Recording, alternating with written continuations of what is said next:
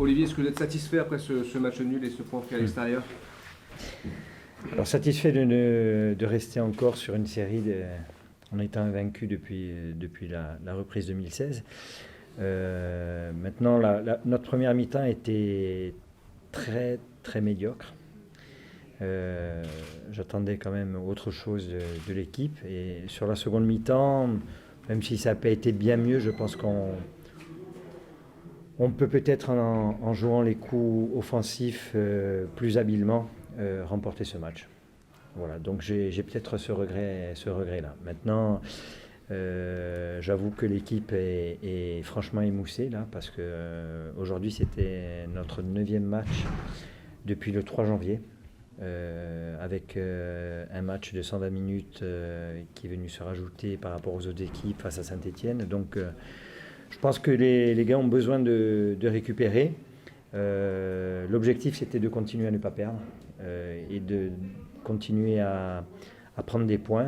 C'est chose faite, même si j'ai des regrets encore une fois par rapport à la seconde mi-temps.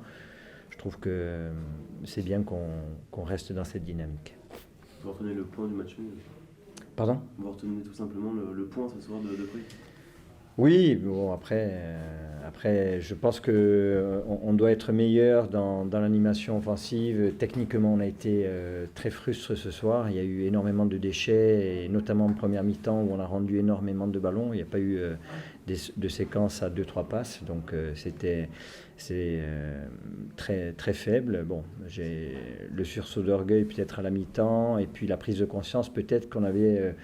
il y avait peut-être un coup à jouer ce soir, a fait qu'on a été peut-être mieux en seconde mi-temps. Mais voilà, oui, je retiendrai le point du match nul. Voilà. C'était un petit match de Ligue Oui.2. Mais notre dernier match à Tours aussi avait été très moyen. Voilà, il y a... Bon, je remettrai sur l'accumulation des matchs et sur la fatigue. J'espère qu'on sera meilleur. Là, on va laisser récupérer les joueurs pendant 3 jours. J'espère que sur les prochains matchs à l'extérieur, on montrera un autre visage. À domicile, ça va, ça marche bien.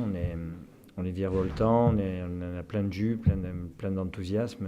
À l'extérieur, c'est un petit peu plus délicat, donc il va falloir travailler là-dessus. Mais vous n'avez pas été mis en danger réellement par cette équipe? Pas franchement. Oui. Mais il manquait quand même des éléments dans cette équipe, avec Shafik, Alioui. Maintenant, ça reste une équipe qui est difficile à jouer parce qu'ils ont ce système qui envoie les milieux de terrain sur les côtés, avec Goncalves notamment, qui est très juste dans ses centres.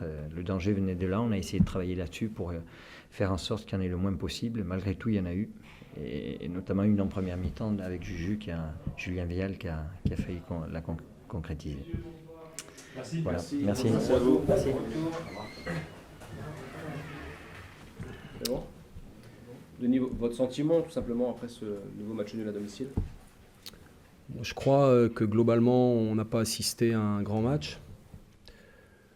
Alors est-ce que c'est dû à la succession des matchs, le 3e match dans la semaine, parce que j'ai trouvé les 2 équipes sur le plan de l'énergie et sur le plan athlétique un petit peu au taquet. Je pense que nous, on a senti qu'on manquait de ressort, d'impulsion, d'énergie. Et le sentiment dans le vestiaire à la fin du match, c'est que les joueurs ont fait le maximum de ce qu'ils pouvaient faire. On était dans nos limites hautes. Et ensuite, il y a eu beaucoup de déchets sur le plan technique. C'était un match assez pauvre globalement et en occasion aussi.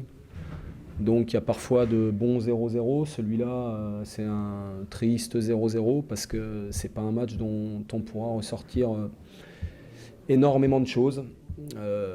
Si ce n'est qu'on a fait ce qu'on a pu dans nos limites du moment et que les joueurs ont donné ce qu'ils avaient ce soir.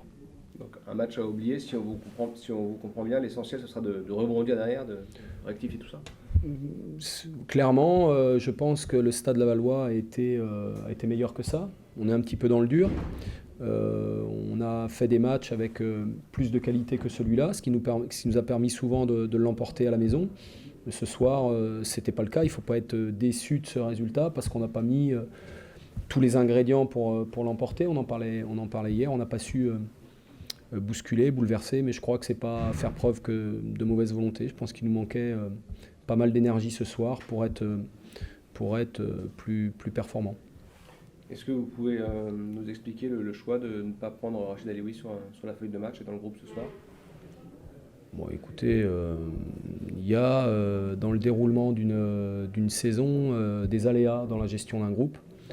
Ce soir, on peut dire que ça en fait partie. Donc c'est un choix tardif et peut-être non anticipé de ma part. Donc c'est lié à le fonctionnement de notre groupe, tout simplement. Donc voilà, c'est la raison pour laquelle j'ai pris la décision de ne pas prendre notamment Rachid dans le groupe. Et un dernier mot sur Valentin Lavigne qui fait sa première apparition mais qui doit sortir sur blessure. Oui, donc écoutez, c'est quand même pas très très facile pour Valentin. Donc il nous a rejoint en début de semaine. Il connaissait à peine le prénom de ses coéquipiers. Donc je lui ai remis un trombinoscope ce matin, comme je vous l'avais promis hier. On a échangé sur certains principes de jeu.